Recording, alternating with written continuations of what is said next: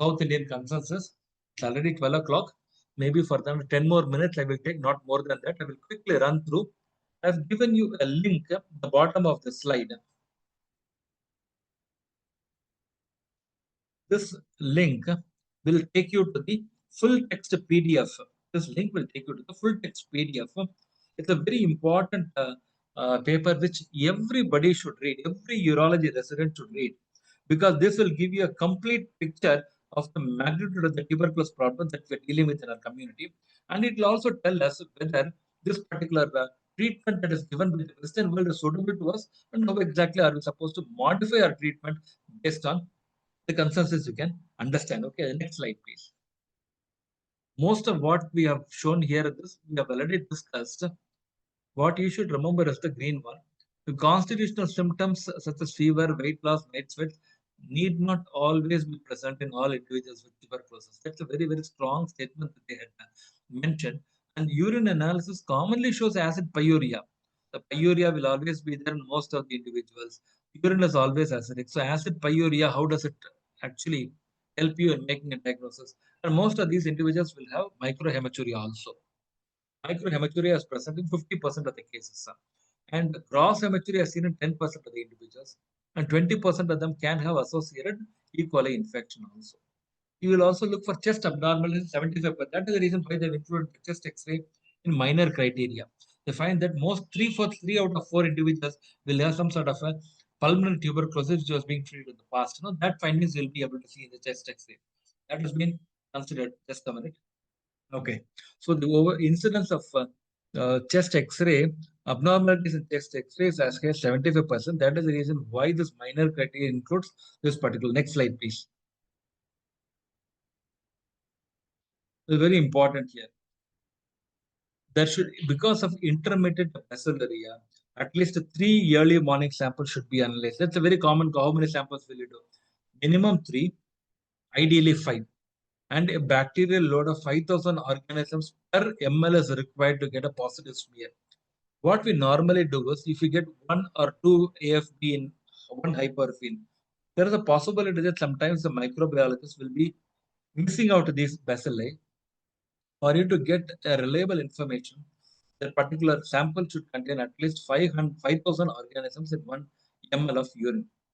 In patients who have increased nighttime frequency, if the patient is getting up 5 to 6 times at night, 6 to 8 times at night, every half an hour, every 45 minutes, if he is getting up at night, that means the overnight collected sample should be for 8 hours. That is what the consensus says. If you start collecting sample from 10 o'clock at night, it should be collected till 6 a.m. in the morning. So that is the way it should be collected, not for 3 hours, 4 hours, 6 hours, and now. It should be collected for full 8 hours. So that is why if the patient is getting up twice at night, that again between 10 and 8 you should collect. 10 and 6 you should 10 p.m. to 6 a.m. in the morning you should collect.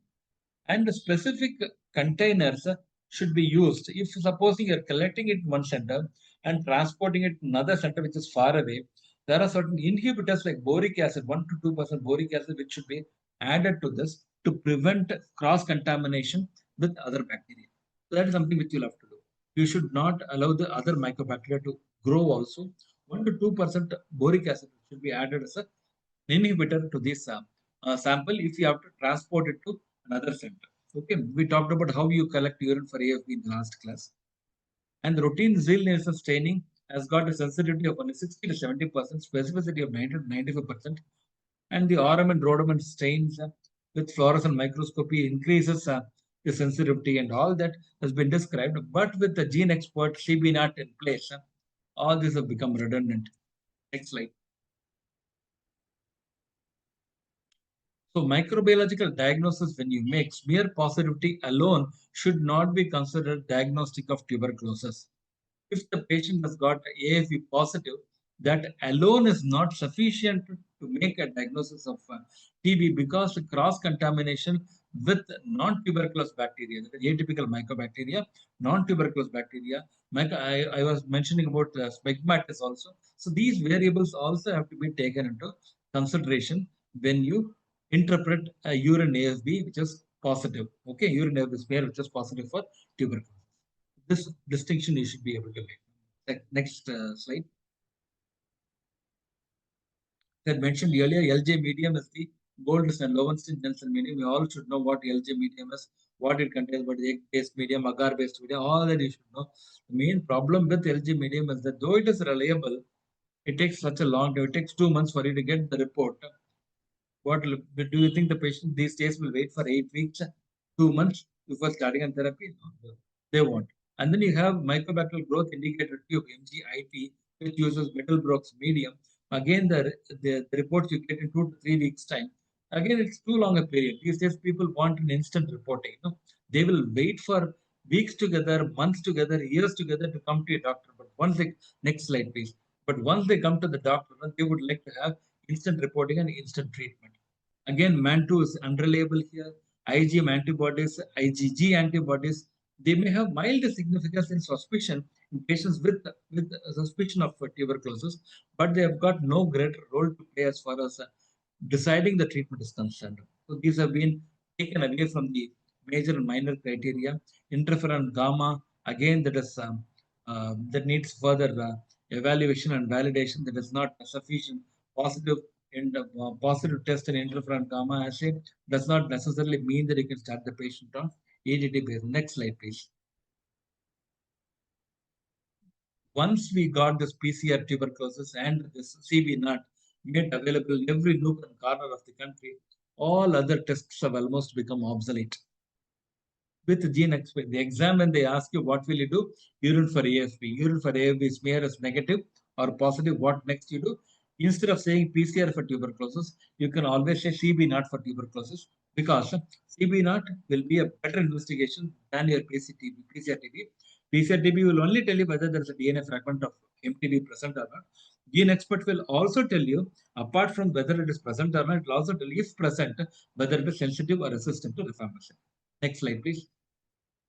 And the difference between DNA and RNA PCR, we discussed at the beginning of the session. The presence of epithelial granulomas, Langerhans and caseous necrosis, the three hallmark features suggestive of tuberculosis, that is good enough for you to start the patient on EDT. Next slide, please. Again, when we discuss the major and minor criteria, we discuss the importance of epithelial granulomas and Langerhans. IVU again, these days nobody does an IVU. IVU was considered to be a very standard procedure those days, but with select specific advantages of CT over an IVU, IVU has almost become obsolete. RGP you will always do before planning a treatment because it will tell you the details of the ureter, it will tell you the details of the collecting system more accurately. So please do an RGP whenever you do a stenting.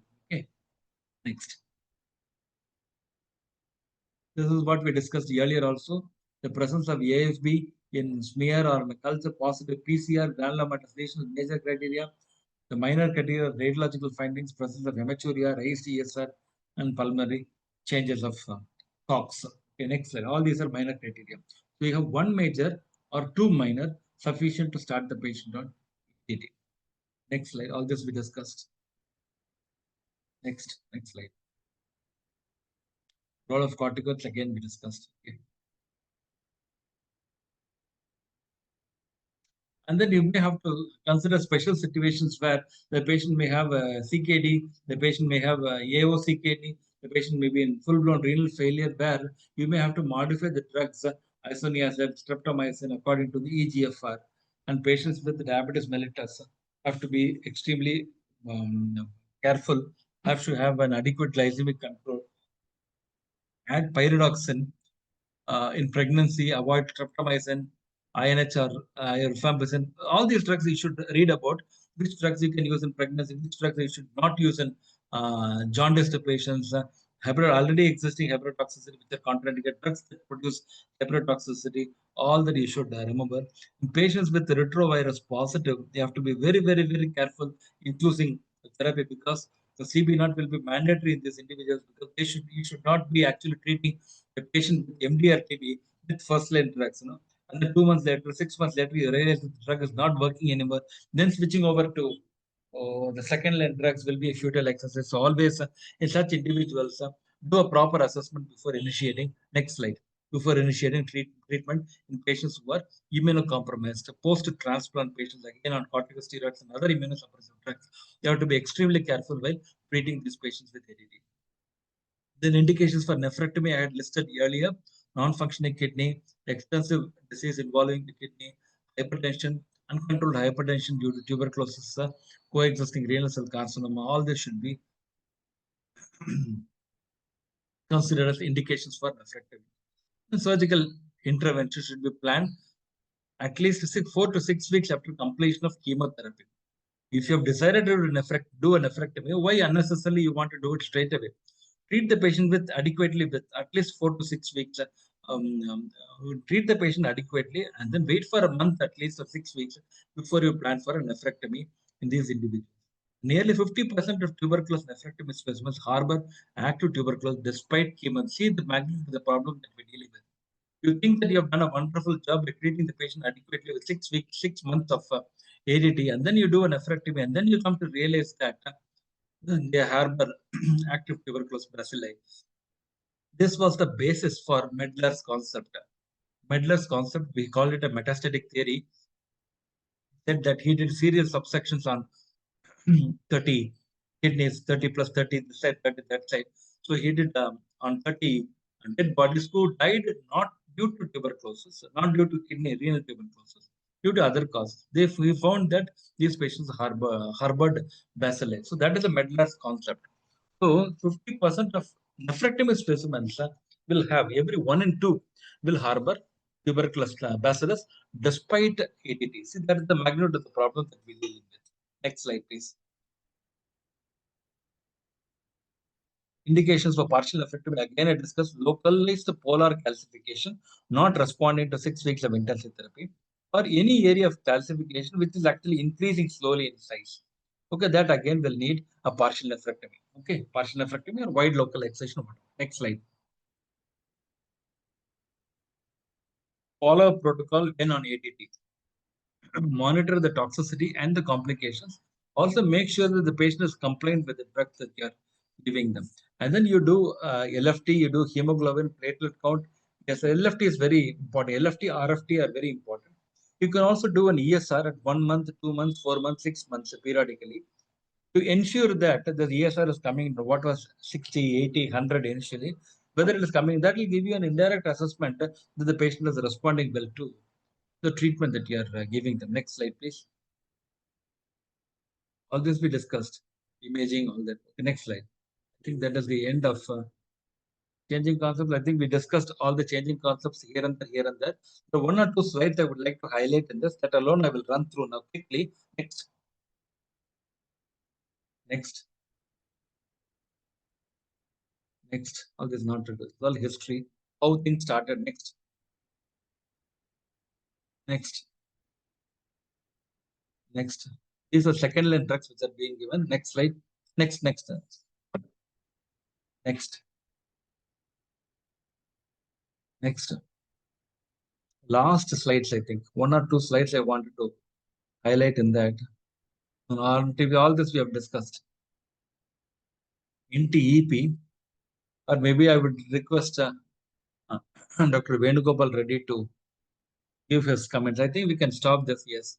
This alone you can go through. Just summarized all that. The NTEP alone you should. This is the one which I wanted to. No longer you call it a category 1, 2, 3, or 4 regime. We now call it either a drug sensitive GUTB or a drug resistant GUTB. Drug sensitive GUTB, you give 2 plus 4 regime. That is 2 months of 4 drugs and 4 months of 2 drugs regime. That is for drug sensitive tuberculosis. It's a category 1 regime actually. Drug resistant TB, you tailor that based on the drug sensitivity testing that you do for MDR patients. Okay, this is the current concept. Okay, I think we'll stop with this. Maybe we'll take a few questions from the audience and some expert comments from yes, previous slide. Previous slide, yes. See, very important for you to remember certain terminologies. What is a mono resistance? What is a polydrug resistance? What is a multi-drug resistance? What is an extended drug resistance? A mono resistance is resistance to one of the first line drugs. The person may be sensitive to one drug, resistant to one drug. or the first line, INH or rifampicin or whatever. Resistance shown to one of the first line drugs is monoresistance. Resistance to either INH or rifampicin, not both, along with the further first line drugs. That is polydrug resistance. There is more than one, but not both INH and rifampicin. If the organism is resistant to both INH and rifampicin, it's a multi-drug resistance. And extended drug resistance is multi-drug resistance along with resistance to fluoroquinolones and amic acid cannabis. Second line injector. This slight difference in terminology features mono, poly, multi, and extended drug resistance. So this terminology you should be well versed with. Okay. I think we'll call it a day. Venkatesh, I think you can close. No need for all that we have discussed. No need. I think you can stop sharing the screen. I would request our faculties to share whatever more they would like to share with the rest of them. Yeah, Dr. Venugopal. Yes, sir. Sir, thank you, sir. It was an extensive presentation and very well covered according with our latest guidelines. I'd like to highlight one thing. One question was there regarding the drug-resistant tuberculosis. What is the regime for the drug-resistant tuberculosis? Yeah. The drug-resistant tuberculosis, especially for MDR-TB, every MDR-TB has to be reported to the District Tuberculosis Center (DTC), and those patients will get admitted in the DTC, and there they will initiate the treatment. In the treatment, they have the included Group A and Group B, Group C drugs. Second line drugs also again divided into 3 groups: Group A, Group B, Group C. In the Group A will come levofloxacin, bedaquiline, and linezolid. In the Group B, it will come clofazimine and cycloserine. Group C in the one where delamanid and ethambutol and other like imipenem, the amic acid, all those are included in the Group C drugs. So Group A drugs, 3 drugs has to be included, and the treatment duration is around 9 to 11 months, and it can be extended up to 18 months. There is 2 regimes again in the drug-resistant tuberculosis treatment, where there is a short-term treatment for 12 months and long-term for 18 to 24 months. In that, mainly what they suggested in the latest guidelines is, first we have to start with initiation phase for 4 to 6 months. In that, bedaquiline is included, levofloxacin, clofazimine, along with the which are the drugs not having resistance in the first line. So those drugs also has to be included, and the other 5 months has to be continued with levofloxacin, clofazimine, and other 2 drugs. What usually we follow that HRZD and HRE. So those 2 drugs also has to be included. The problem with the ATT treatment in the renal tuberculosis, especially when there is deranged renal parameters, we need to adjust the dose of the ethambutol mainly to prevent the toxicity. Okay. So that things we have to keep in our mind, because most of the patients may present with renal failure also. So those things, dose adjustment needed, especially for ethambutol. So those 2 things I want to highlight, sir. Thank you, Dr. Venugopal. I would humbly also request you to share that PDF, relevant PDF, summarizing whatever you had mentioned now. No? Yes, if you can get that PDF also be uploaded. Zoom PDF I have updated in Q's group, sir. Okay, fine. Okay. And then it's okay. You can, if I get the contact number of your resource person, I can share the treatment guidelines also, sir. I have a separate presentation for that. Yeah, that's what I wanted. That's what I wanted. Surya, please liaise with Dr. Surya is the person in charge of the search program here, and Yes, Dr. Venkateshan. So yes, one of them will contact you, Dr. Venugopal, and we will get that. And or what we can also do, Surya, if he is, yes, sir. Dr. Venugopal is there in the search group. Yes, sir. Yes, sir. I can share the group link, sir. Invitation you link. Please share the group link with them so that he can join that group, and he can post it also if he wants. Otherwise, you can get the material from him and post it to the group so that everyone can get benefited by that. Sure, yes, sir. Yeah. Dr. Srinivasan Ganesan, Dr. PV Srinivasan, anything more you would like to add, sir? Sir, it's a very extensive presentation and a very exhaustive description. I have one doubt, sir. In our clinical practice, we get patients in middle age, 20 to 40, with thickened vas difference and the epididymis thickening with symptomatic scrotal discomfort. In those cases, how to proceed? If we suspect tuberculosis epididymitis, what all the investigations to do and how to decide on the treatment, sir? Yes. It's a very, very practical question. A beaded vase, and isolated hard nodule in the epidermis, not responding to any of the antibiotics or anti-inflammatory, is tuberculosis unless proved otherwise.